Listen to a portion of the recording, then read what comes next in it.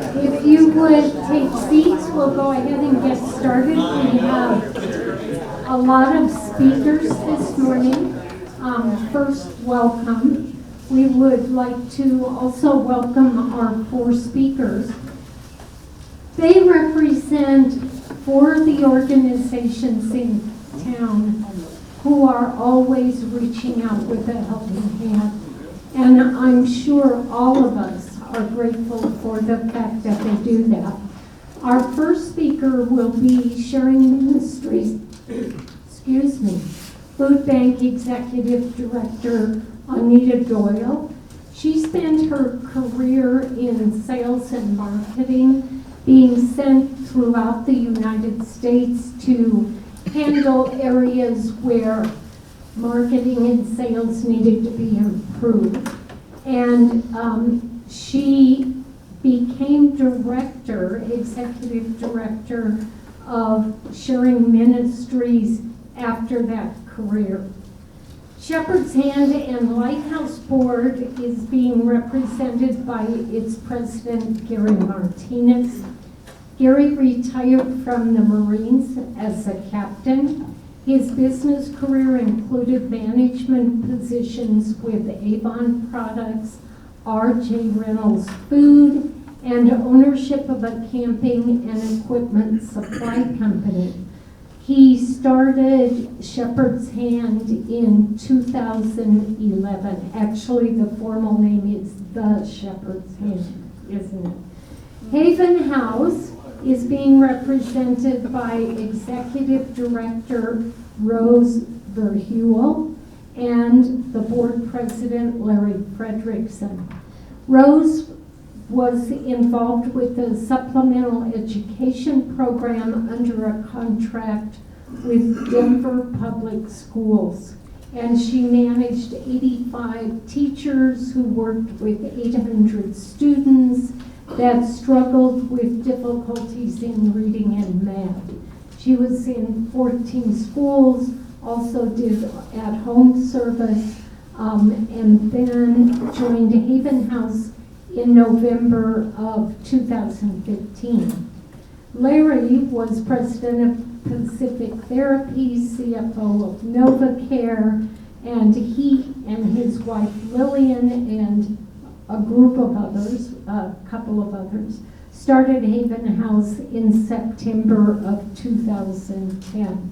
So you're going to hear about a variety of people and a variety of organizations who are extending a helping hand in our community. They're going to maybe give you a bit of background, but also focus on what life has been like since COVID, how that changed their operation, and what they see moving forward. So they've been given a time limit. They each have 15 minutes to talk to you. I'll be timing, and at the end, we'll ask questions. So if you have questions, please try and remember those so that we can address them at the end. So to begin, Rose, thank you.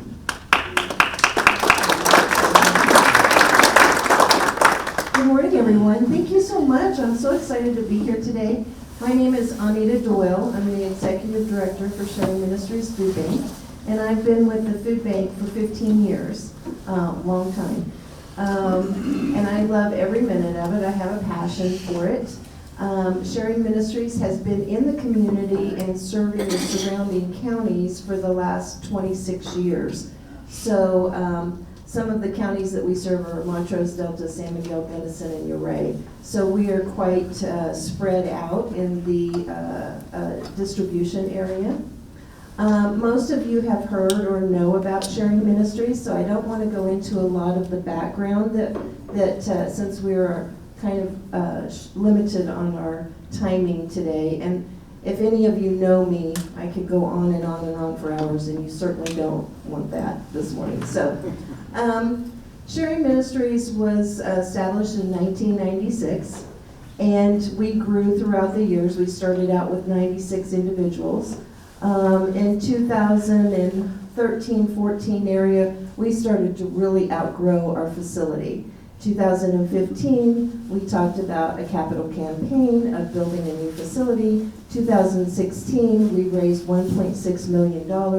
April of 2017, 9 months later, we were in our new facility that we're in now. And so we were very excited. We didn't take anything for granted. We're still excited about that new facility. But we moved forward for a few years and we come to COVID. And we survived the economic crisis in 2008, 10, 14, in that area. So we were moving right along and COVID hit.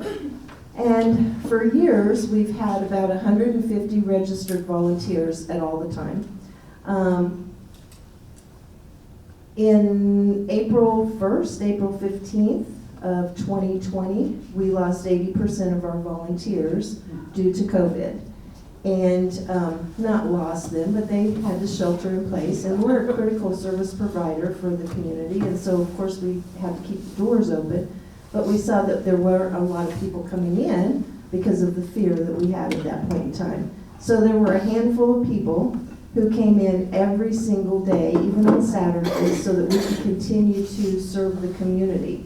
However, we started out serving at the cars, at the vehicles when they would pull in. But most people were still very leery about what was going on with the COVID and so on and so forth.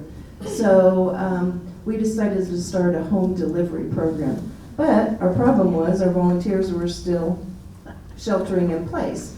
And so we had to hustle around and find volunteers who were willing to go out and distribute the food. We were especially concerned about the seniors that were in their homes because they were sheltering. All of our, we have about 30 nonprofit organizations that we distribute to weekly. Even they were shutting their doors and not letting us in. And so how do we get to those seniors? So we partnered with Region 10 and All Points Transit for the first few weeks to get us started. And we started making phone calls, emails, et cetera, et cetera. We started the home delivery program and it started working out quite well. We were very fortunate. Haven House and Just Serve, another organization, a nonprofit organization here in the community, found a semi-load full of food and gave it to us in 2020. It was free, it came from Utah, and we were very, very excited about that. However, with all of the busyness that was going on, we were running out of space. And so we had 7 senior gentlemen over the age of 70, between the age of 70 and 84, that came in and built another 1,500 square foot garage in the back of our property so that we could have storage for food that we were getting in and we were purchasing to distribute out to the people who were in need because no one was working at that time. Our organizations throughout the year, going toward the middle and the end of the year, started opening up a little bit, and we were distributing up into the West End area, Telluride area, Hotchkiss, Paonia, Delta, Ouray, Ridgeway, et cetera, et cetera. And still, we were without volunteers. And in 2021, people started coming back in, and our volunteers started coming back in, and it started to move forward. Since this time last year, we have seen an increase in the amount of people needing our services of about 10%. Since this time last year, we have about 420 new families that have come in. 100 of those have been in the last 2 months. And so the need is growing. These are families. We distribute food to anyone who is a middle or low income family. However, we do not turn anyone away. If you walk in the door and you make $1 million a day and you have the guts to walk into a food bank, there's a reason for that. We are not there to judge. We are not there to ask questions. We're there to provide a service to families and seniors who are in great need. And what this does is this supplements their income. So if they come in and they get food for the week, you know, they may be able to purchase, especially now, we all know what the gas prices are, purchase a tank of gas or 2 tanks of gas, or maybe able to purchase their medication, or, you know, buy school clothes for their kids, et cetera, et cetera. We are a supplemental program. We are a rescue program. We go to all the local grocery stores. We go in here in Delta. We go to the local bakeries. We go to KFC and pizza places, the local farmers. We bring all of that product back in, and we process it, and then what is good for human consumption goes out the front doors. We purchase many thousands of dollars worth of food per month to keep up with the demand. And right now we're running at about probably 75 volunteers. So as I said, they are coming back in.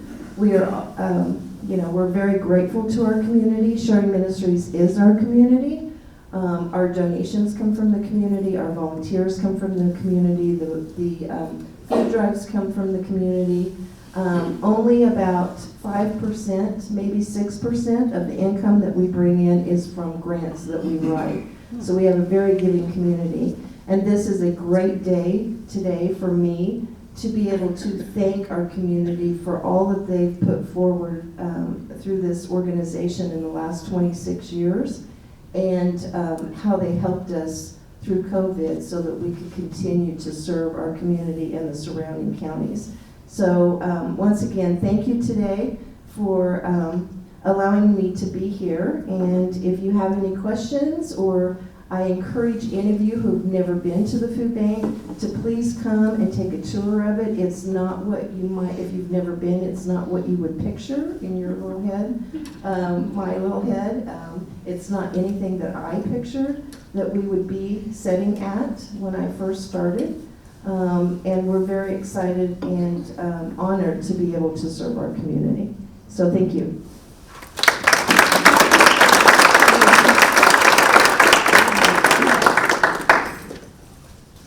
Good morning. I'm Garey Martinez, and I guess I'm here today wearing 2 hats, one for the Shepherd's Hand and also for the Lighthouse. And so I'll go ahead and separate them out just a little bit, talking about the Shepherd's Hand first, and then I'll bring in the Lighthouse aspect of it a little bit later. Yeah. Higher? Better? The Shepherd's Hand really had its origin back about 20 years ago in another organization here in town called Christ Kitchen, and many of you probably remember that organization. There was another lady than I here in town, Carolyn Carter, who felt that there was a need for hot meals for those who were in need, not only the homeless, but others in the low-income bracket. So quite literally, with the pots and pans in our kitchen and the dollars and cents out of our back pocket, we started Christ Kitchen at the Oneda. And I remember back then that we did not have a food certified kitchen. And so talking and working with the health department here in town, we found that we could go ahead and cook soup in the back of the building that we were in on a turkey cooker, and that would be okay. And then we had to come inside. We could use a roasting oven to make our casseroles, but we had to have some place for sanitizing our pots and pans. So we worked that out with one of the local churches, and so we started out. And I remember our first meal that we served, we had 12 volunteers, which was fantastic. We served 9 people. And that's what we started out the very first year for Shepherd's Hand. And to give you an idea of how it's going over the last 20 years, last year in the year 2021, Shepherd's Hand served about 134,000 meals. So it's growing substantially. A little bit of information from 20 years ago to date and how that actually happened and grew. We spent a number of years at the Oneda, and up until about 2018 we were there, but Shepherd's Hand's mission and the people that we were looking to serve basically outgrew the capacity of the Oneda. So we decided to look elsewhere for a place to be able to make the services available that we wanted to offer: the hot meals, counseling, showers, laundry. And so we started working with a number of the churches here in town. The Methodist Church allowed us to cook in their facility. The Cedar Creek Church allowed us to distribute food as we were doing. But we really weren't able to do everything we wanted to do. So we started looking for a facility, a new building. And just about that time, the pandemic hit, COVID. And so we were basically out in the cold, as were a lot of organizations, because the church that we were serving food at, the Methodist Church, closed down their operations, as did other churches. And so, in an effort to continue providing the hot meals that we were serving, we figured that people weren't going to stop eating just because there was a pandemic.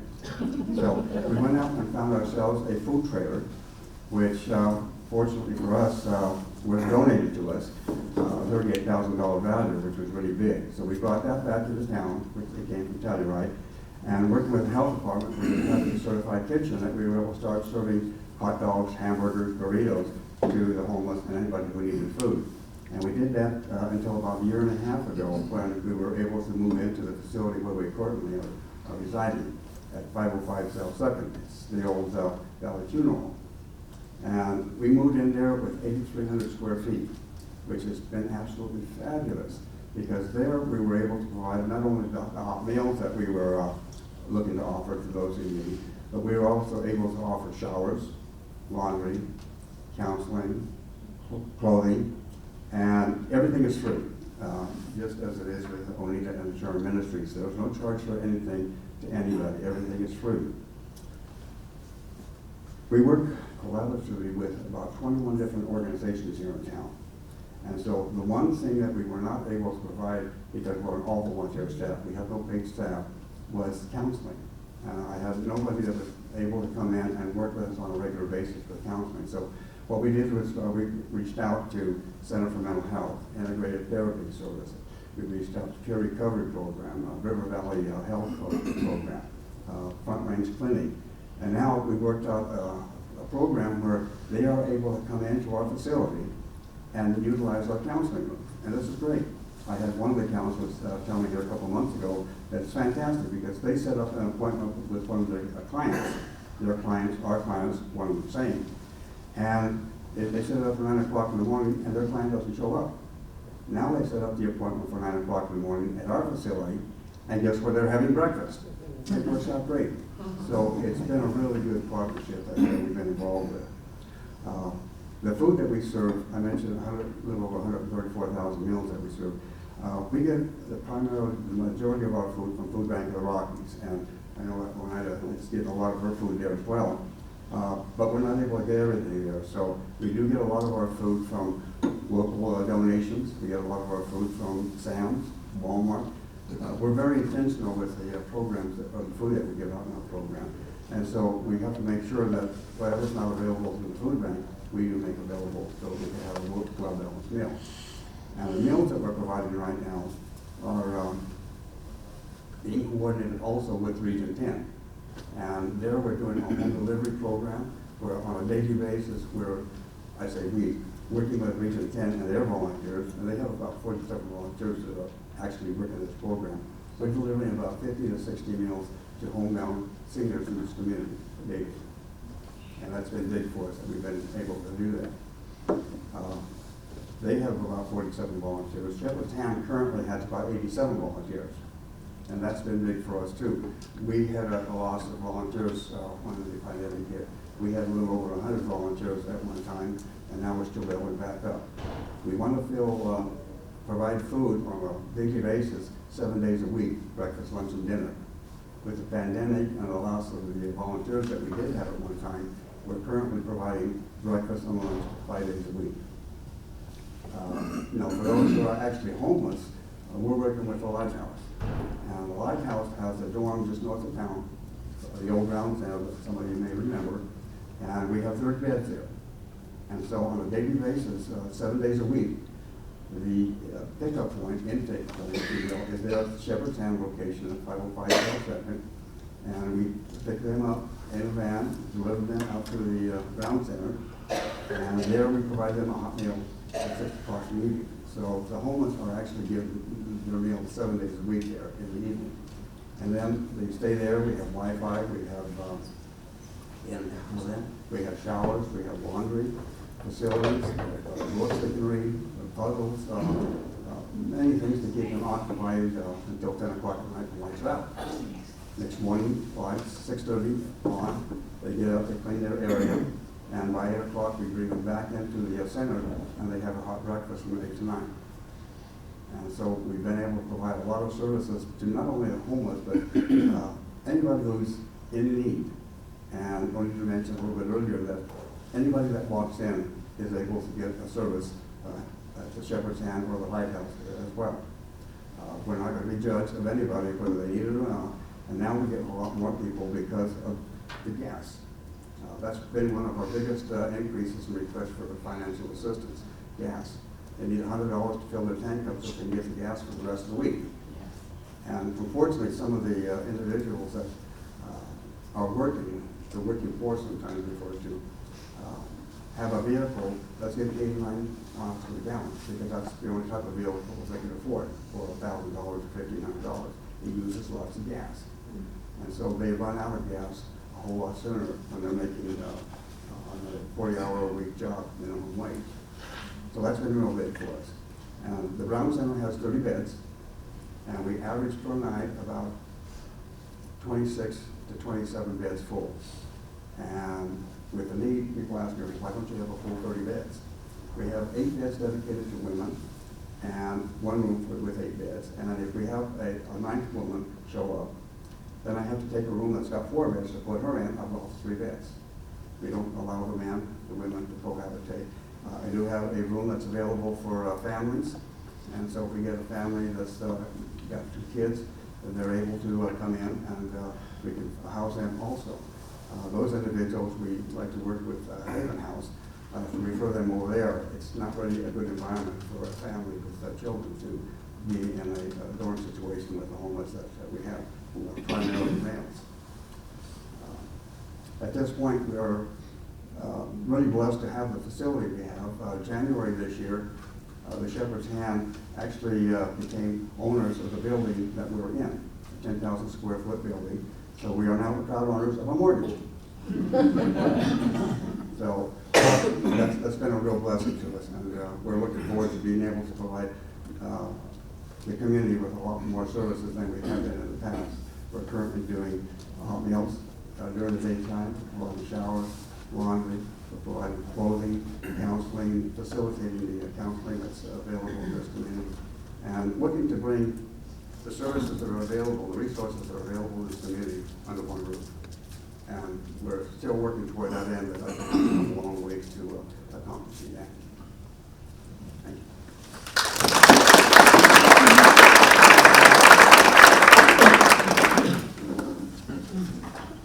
Good morning. Thank you, Kathy, for this opportunity to talk to you and share a little bit of information about Haven House. And thank you, Garey, and Oneda. Glad to be back here with you in the same room. Garey and I have similar roots in the sense that we both came out of Christ Kitchen in association with Carolyn Carter.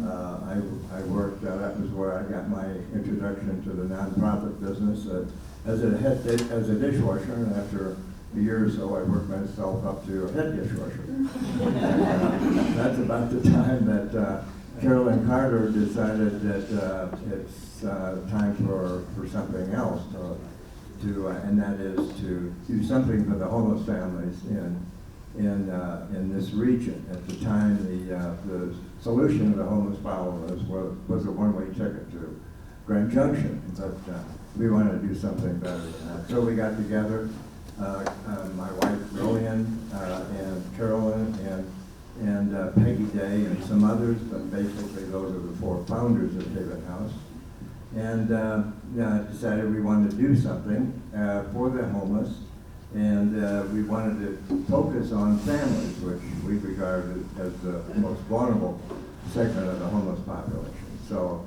that was our goal when we founded ourselves, the company in 2010. And shortly after that, Kathy's husband, Tim, brought to our attention the availability of a building in Oneda that could be perfect for that purpose. And in fact, it ultimately became our home, and we eventually ended up buying the building. But we started we opened for business in 2011 as a transitional housing program, a program that we learned about an organization called Joshua Station in Denver. And so we thought when we were opened in April that we would fill up the house within a week or two, and it turns out after a week we had one family in Haven House, and it took a lot of time for us to fill up, but it was all in God's hands because He knew we weren't ready for any more than one family. We needed a slow start to figure out what we needed to do for those that we served. But since, other than Carolyn, we had no experience with homeless families, so it was we really learned as we went. When we opened in 2011, we focused on just the parents of the family. That was what the transitional housing program was designed to do, with the mission of helping the families get back into permanent housing on the path to self-sufficiency. So that was our original mission, and that still is our mission with regard to the parents.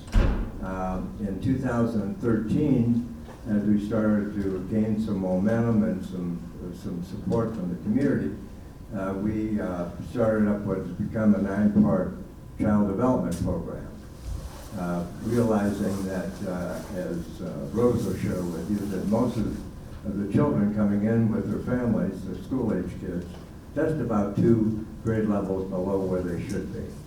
And so that's really where homelessness begins. The kids are on a path to drop out of school before they graduate, and eventually become another member of the homeless population. So the 9-part program was designed to bring these kids back to grade level and address their other social and physical challenges. A couple years later, we started up a career development program. That program to help the families, to help the parents get a job, get on a career path that will ultimately lead to a living wage. That program's still under development as we kind of got refocused on another area of urgent need, and that is the preschool kids. So in 2018, we started up a early childhood education program on a pilot project basis, not really knowing if it was a good fit for Haven House and whether or not we could really make a difference in the lives of these pre-K kids. Well, we proved to ourselves that there was a need, that we could make a difference, and that it was compatible with the other activities going on at Haven House. So we launched in the development of a license program, and fortunately, after a lot of struggle, it's not something I would encourage any of you to do. It was one of the more tougher things I've ever done. But we opened our doors as a full-time licensed childhood education center in a building that we relocated out of the Aurora School District and rehab on a plot of land that was donated to us. So that's off and running now, and that's about where we are today. Rose, I'd like to introduce Rose Verheul, our executive director, and she'll tell you all about what's really going on at Haven House.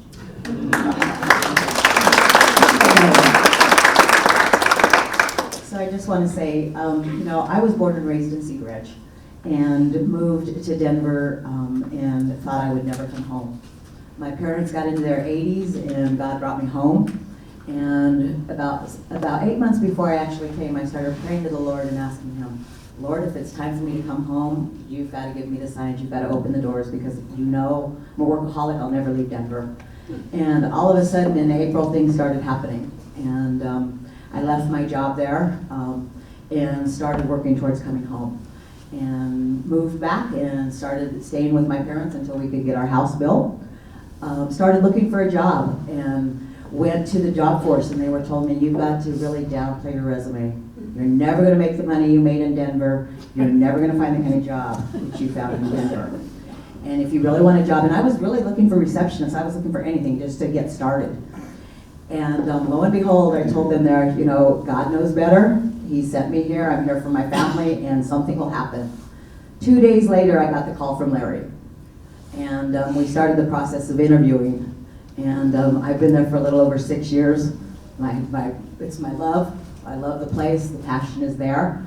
And I couldn't think of any place better that, you know, I would ever want to go.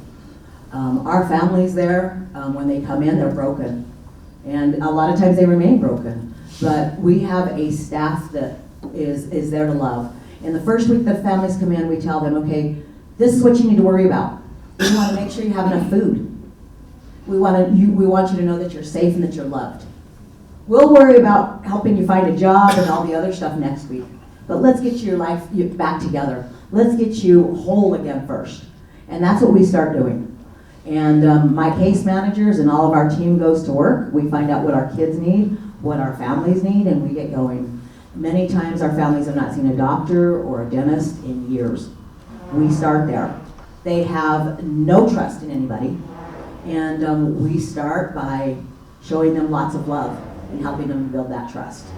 And I'm really happy to say that through my case managers and everything, we have been able to bring in trauma therapists. Collaborative trauma therapy is now with us every Monday, all day on Wednesdays. They do a trauma class at night.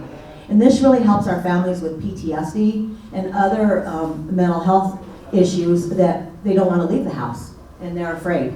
So we can bring actually all the services to Haven House, and lo and behold, before you know, that light starts shining and they're actually able to go out that door. And they're wanting to go and starting to do other things.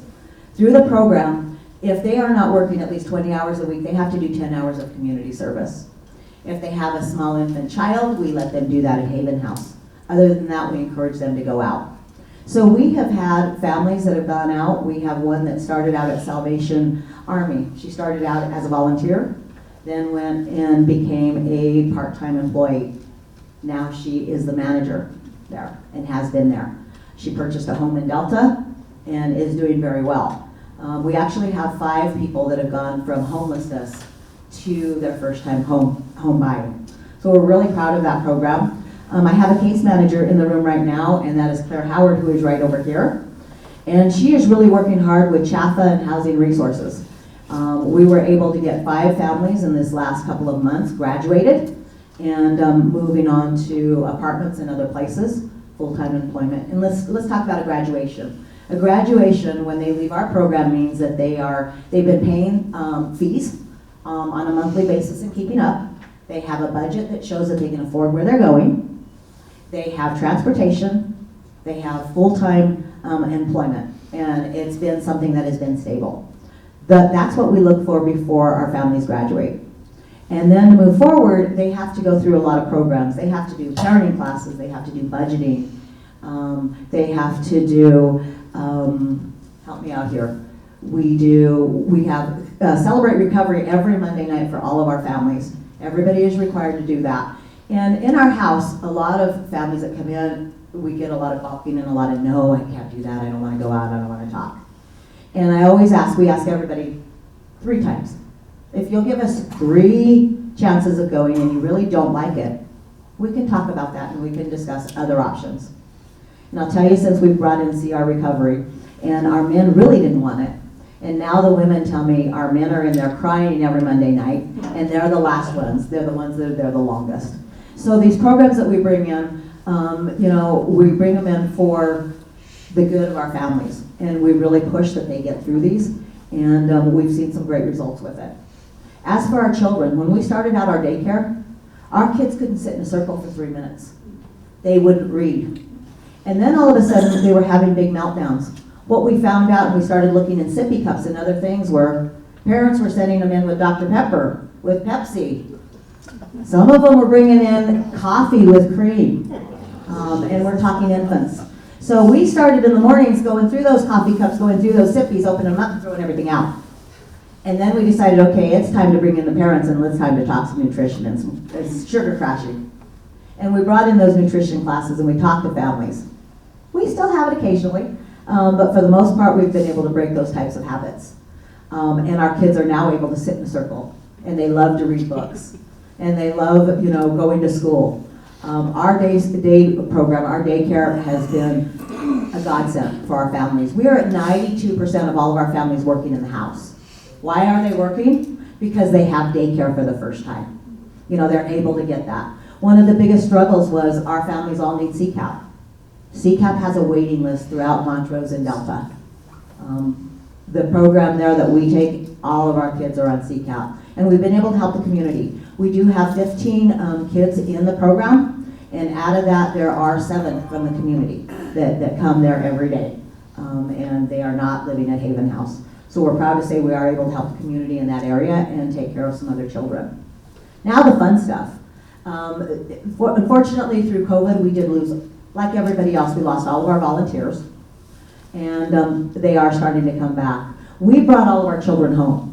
So all of our children have been doing remote learning at Haven House, which brought a lot more expense because we had to bring in another teacher, we had to bring in aides to make sure that our kids were going to be able to show those games.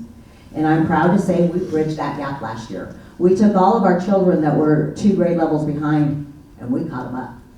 And we did that through classes every day, additional classes, and then tutoring. We've added STEM classes. We have a cooking class for our children. Our children not only do remote learning, but we do a lot of extra things with them to make sure that they're learning and continue on. Our summer program is a 3-day program. They do reading and math every day, but they work at Sharing Ministries 1 day a week. On a Tuesday, they go in and they learn what it's like to help the needy and to food and to prepare food. And they do that every Tuesday, and then they come to the library and then they get to go have some fun. We did a 60-mile hike last year. When our kids first started, they couldn't walk a mile. And at the end, they did a 5K. So we're really proud of our kids getting out there and working hard. This summer, or this year, we were actually able to also bring in a winter program, and it's called Get Moving. And we have our children going every Thursday to the rec center. And they go and they go swimming.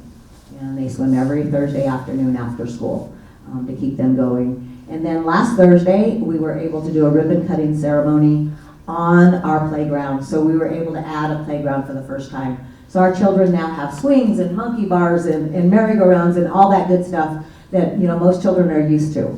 We're in an area where we have cows to look at and a dirt road. So this is a great asset. And I'll tell you, now we're telling our kids, it's dark, you have to come in. You can't stay out there anymore. And before it was get off those video games. We're not having that problem anymore. They are outside. They are enjoying what's out there. They are enjoying their playground and having fun. So we're really proud to have that in there also.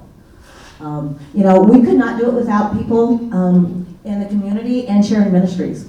When we have a new family come in, we have Nicole, who's one of our resource people and our fundraiser. She calls Oneda and she says, hey, we have a new family. It's a mom with 3 children. Oneda prepares boxes. We go and get it, and when our families move in, they move in with food in their pantry, move in with food in their refrigerator. So it's just another way for these families who are coming in with nothing to know that they're loved and they're cared for. A lot of the moms that we get come from domestic violence, and they come with only the clothes on their back. So through the community, we're able to give them new shoes and other things. We work a lot with the Rotary Club. The Rotary Club gives all of our children, before going to school, 2 pairs of shoes when they start out. Those are their shoes for the whole school year. And what a blessing is that for our children to go in and be like all the other children and start out with brand new shoes going to school. We pray that this year they will go back to school. We tried it last year. They went from September to December. And we had kept COVID out the whole time COVID was going because we locked down and we kept everybody home. We decided to try it, and immediately COVID came in, and it continued to come in. So in December, I went to the school district. I went to Montrose, and I said, this isn't working for us. Our kids are being quarantined, and I had kids in the first quarter that missed 5 out of 8 weeks. So we said, we got to bring them home. So through remote learning, Montrose School District agreed with us. They brought us an admin to the house, and we started our remote learning program again. So we have an admin from Montrose who comes in about once a week, checks on all of our children, makes sure everybody's doing well. And we have literally taken all of the little hurdles that we had last year and taken care of all of our education through the district. So we're proud to have all of the community behind us. We could not do this without you guys. you know, the donations that come in. Everything that happens, it happens because of all the wonderful people that are out here. We have a car program, and we are able to get our families to work by putting them on our insurance and letting them use our car until they are able to afford a car. How do we do that? Because donations come in for vehicles. Donations, or we're able to buy vehicles for under $2,000, and then we let them purchase the car back before they leave. And they make very small payments. We're talking $15 a week or so to get back and forth to work. So that is a great program that we continue on, and if anybody knows of anybody who wants to donate a car or anything under $2,000, we are always looking, and I'm looking right now. I have a couple of families who just started work who needs that. So that is another thing that we are doing. And then I'm going to turn it over to Larry again, because we are doing a building fund, and I know we're running out of time. But we are going to be adding apartments and more daycare, which is a huge need at Haven House. So I'll let him tell you about what we're doing there, and here he is.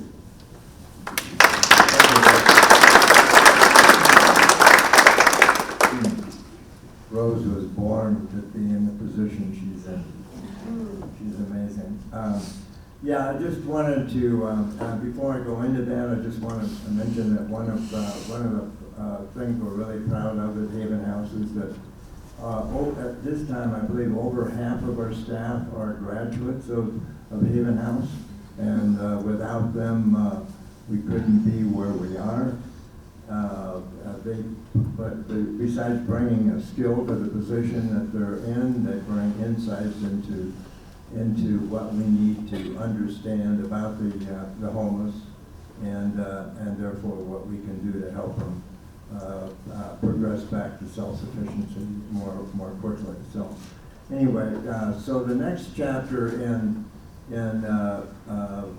for Haven House is to add a 9,200 square foot addition to our existing facility there in Oneda, and that facility will include on the second floor 8 low-income apartments, very, very low-income apartments that graduates of Haven House can move into. One of the problems that we've had is that we get the people ready for independent living, but there's no place to go, and the housing problem is more acute now, as I'm sure most of you know, more acute than it's ever been, and I don't see it ending in the near future. So in order to facilitate the transition from the Haven House program into permanent housing, they need a stepping stone, and that would be these eight low-income apartments that they can stay in while they progress in their career, get to an earning level where they can afford market rent, or they are able to get into some kind of subsidized housing program. Right now, there's a 2 or so year waiting list for subsidized housing, so they have no place to go. But on the first floor of that building, most of it will be occupied by a much larger early childhood education center to serve not only the Haven House kids living at Haven House, but also graduates of the Haven House program, people who have moved on in their careers. They will have access to that, and to the extent space is available for others, we'll accept people from the community. But it's all focused on providing early childhood education to low-income families that can only afford minimal payments and a reliance on CCAP to cover the cost of their education. And that's really where homelessness begins. It's at the womb, and if we don't do something about it through an early childhood education program, they're going to become the next generation of homeless. Thank you for your attention.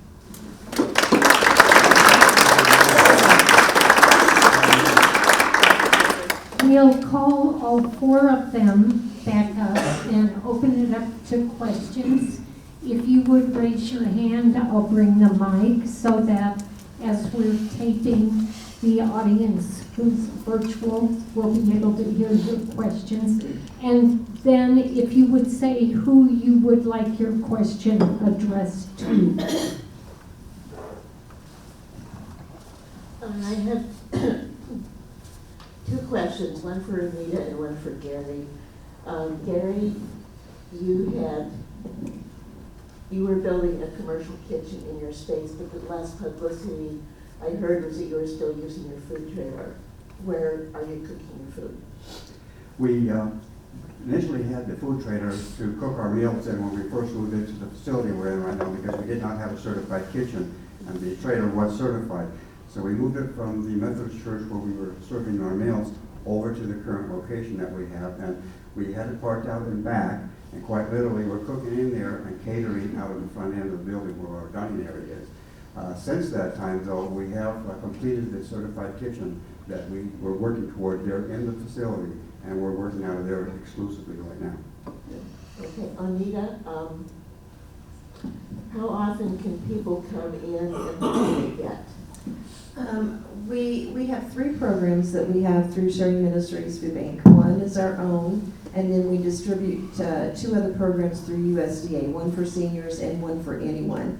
They can come in once a month for each one of the programs. The only one that needs to be qualified through is the senior commodities, and we have no control over that. USDA qualifies on those. The other 2 programs, our programs specifically, if they can't make it from month to month, we're never going to turn anyone away. If they're homeless, they can come in every day. If it's a family and they are not making it and they have no income or anything like that, if they come in a couple of times a month, what we distribute is a considerable amount of food. So a family of 1 to 4 is going out with a whole grocery cart full of food. And they're getting bakery, dairy, produce, meat, frozen items, canned goods, pastas, rice, cereal. And then, like I said, if they can't make it on that amount of supplemental food, they're allowed to come in again. We're never going to turn anyone away, for sure. I'm impressed with the handout that your program has. So, but this question is for any of you. What is CCAP? Stands for the Colorado Child Assistance Program, and it just about covers the cost of serving these kids. None of the capital, but it does cover the salaries of the teachers. So first of all, thank you for everything you guys do. I think it's really awesome, and I just want to do 2 things. The shoes for kids, I've been a volunteer for that, and I've been there when a lot of kids have received their shoes, but none are more excited than the kids at Haven House. This is where you really realize that stuff like that matters, and that they are so excited to get their 2 pair of shoes.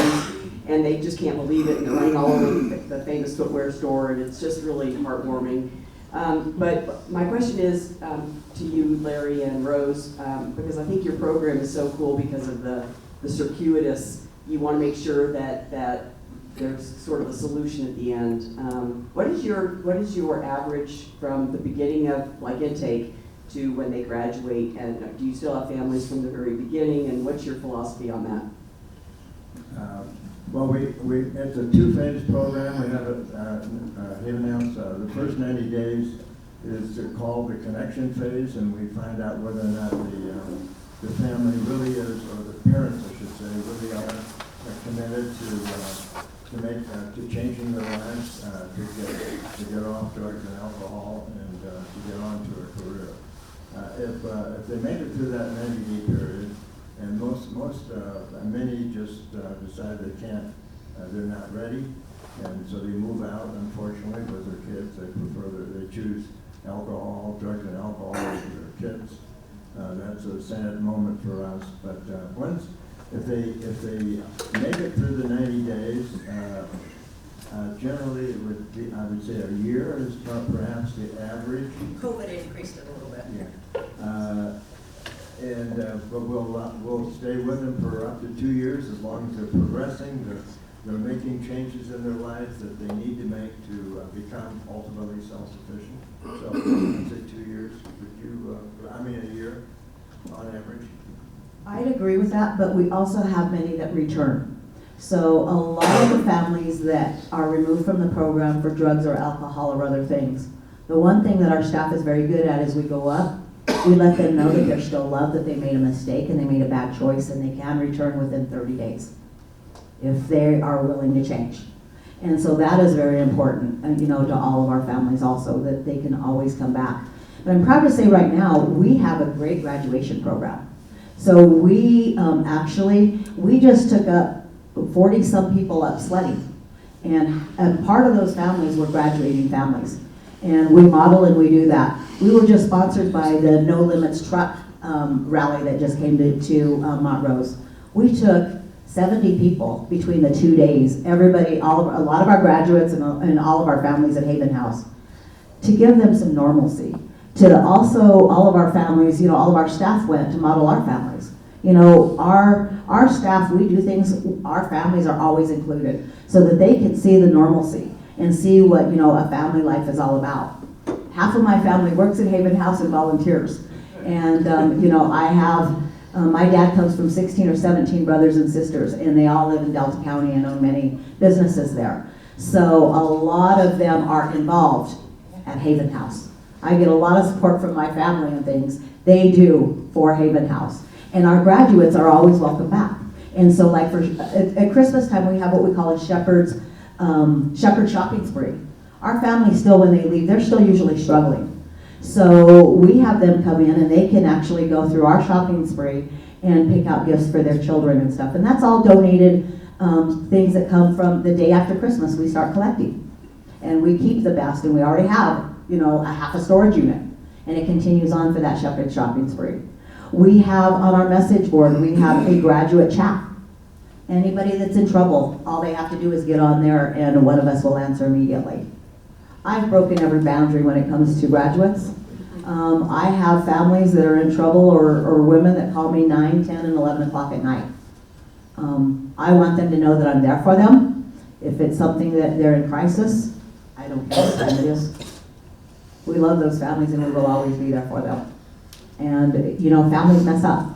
They go back to drugs. And if we throw them all out and we don't give them the love and compassion, they'll never come out of it. So our philosophy is, yes, we're going to let you go for a while because our children are the most important and everybody's got to be safe. But if you really see that, you want to change, you can always come back because we will be there. And that's most important to us.